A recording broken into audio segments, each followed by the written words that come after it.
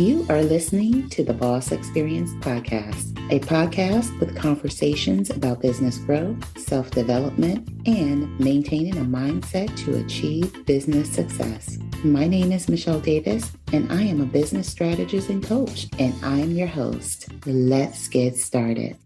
Welcome to another episode of the Boss Experience Podcast. My name is Michele Davis, and I'm your host. And just a reminder, new episodes of the Boss Experience Podcast return September 27th. So I am sharing a bonus episode with you today of previously recorded audio. So in the world of entrepreneurship, the goal should always be to constantly evolve. You don't want to be the same person at the time you start your business 5 years from now. You want to have evolved, mentally, you want to have evolved financially, and you want to make progress in your business.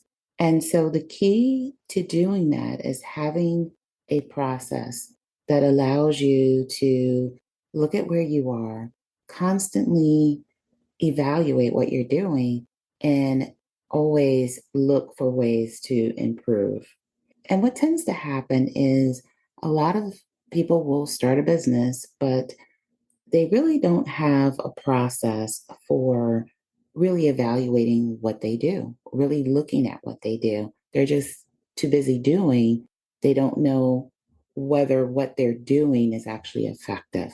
And so what tends to happen is because people don't have a process, they end up being, what you would call stuck in their way of doing things. They're stuck and they're not moving forward. They may not be moving backwards, but they are not moving forward. That means you're not reaching your full profit potential. That means you're not really evolving your business in a direction for long-term sustainability. So in this episode, and this is a bonus episode of pre-recorded audio, I'm going to share one of the most powerful ways for you to get unstuck in your business so that you can be on your way to profitability and success in your business, long-term success. So with that being said, here's the episode. Sometimes the phrase personal development or self-improvement rubs people the wrong way, as if they're being criticized for not being perfect or like someone else. Anywhere that there is a comfort zone, there is no growth. By staying in your comfort zone, you never venture out to realize your full potential. So think about what's holding you back. Leveling up requires setting goals, but perhaps the most important steps is finding out what's holding you back personally and professionally. In particular, you can use journaling to find out what beliefs you hold that result in artificial limits about what you can or can't become. To conquer limiting beliefs, write the belief down in your journal and realize that this is just a belief, not a truth or fact. In your journal entry, list the reasons why this belief is holding you back.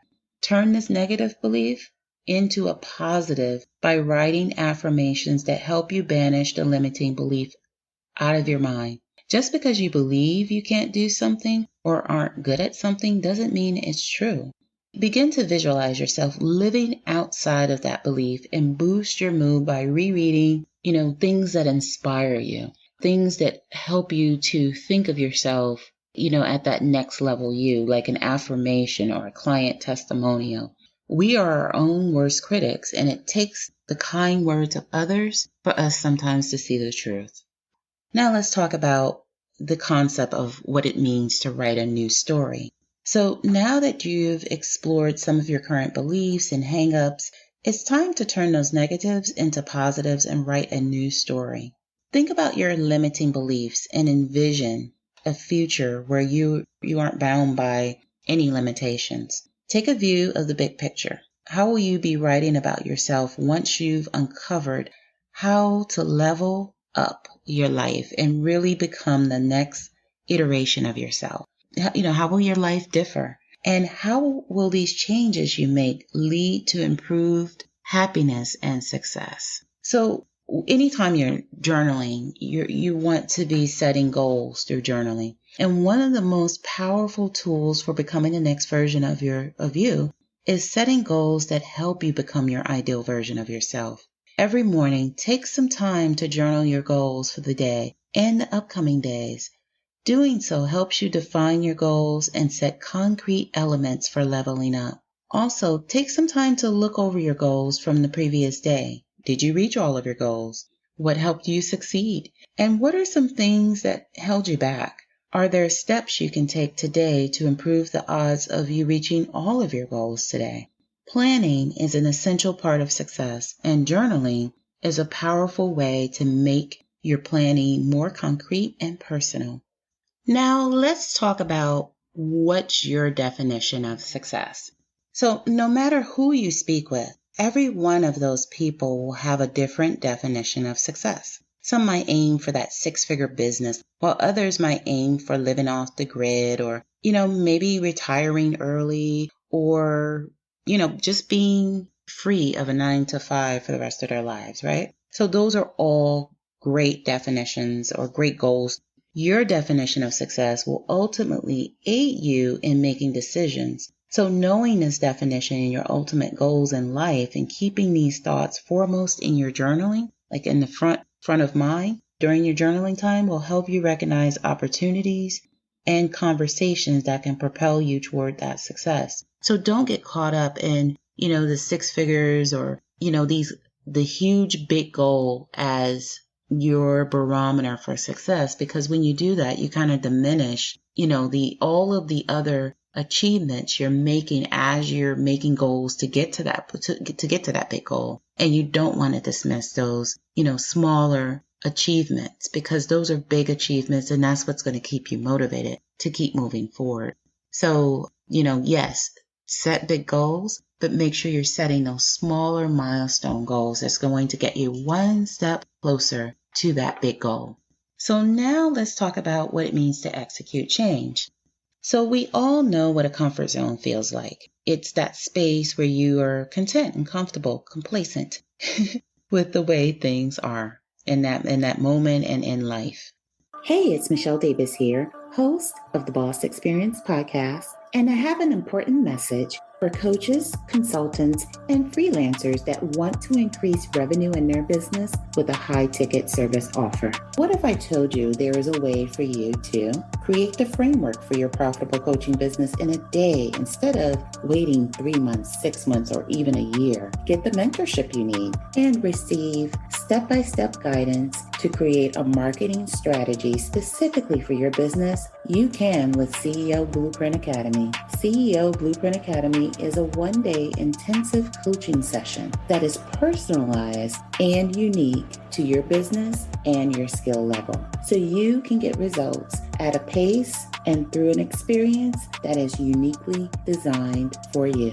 So if you're ready to get started, visit CEOBlueprintAcademy.com and apply today. Now back to the episode. There's nothing wrong with enjoying life in your comfort zone, but rest assured, you won't see any of the changes you've dreamed about in the comfort zone. No increase in clients or income, no release of your signature product or planning an exclusive mastermind somewhere, right? Those things don't take place in the comfort zone because they require you to take risks and to think outside of the box and to think big.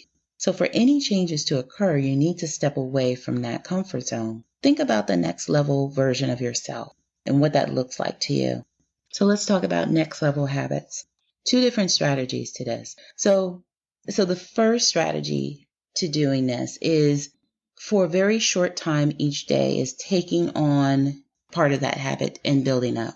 So I'll explain it in terms of push-ups. So for instance, doing 1 push-up, if your goal is 50 push-ups, maybe you want to start off doing 1 push-up a day in the hopes of working up to 50 push-ups a day. Increase the number each week until you reach your goal. So week 1, maybe you're doing, 1 push-up a day every day for week 1. And then week 2, maybe you double or you triple that until you reach that 50 mark. So that's one way of leveling up your habits. The second strategy to leveling up your habits is to complete the new behavior every day to form a new habit.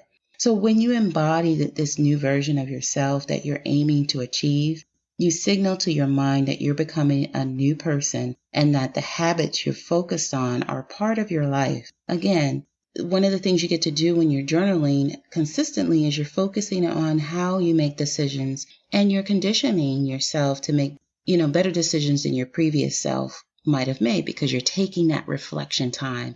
And in the previous module, I talked about, reflecting even on your client conversations, reflecting on how you handle a sales call, reflecting on how you, handle a difficult conversation with your client. Every aspect of your life, you should be looking at reflecting on it and looking at how can I be a better version of myself? How could I have closed that deal? What was that client objection?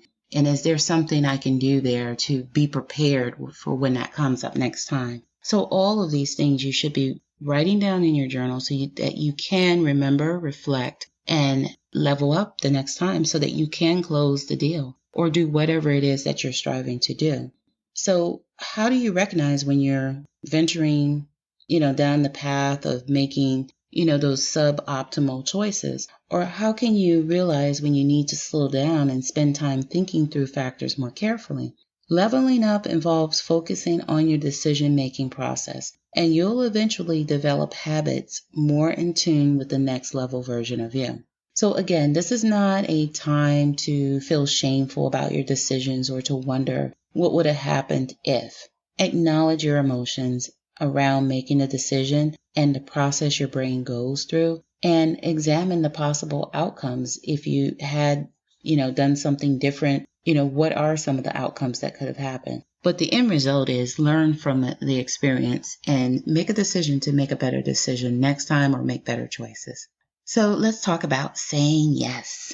What is the new version of you more inclined to say yes to that the previous versions of you would be afraid to take on? And how does this person you want to become face challenging and even potentially frightening issues? Growth often requires going outside of your comfort zone. So saying yes to every opportunity or invitation that comes your way, not only will make your calendar overcrowded, but it's probably not a smart thing to do. But saying yes to those things that challenge you to get out of your comfort zone and that can help propel you forward should be definite yeses.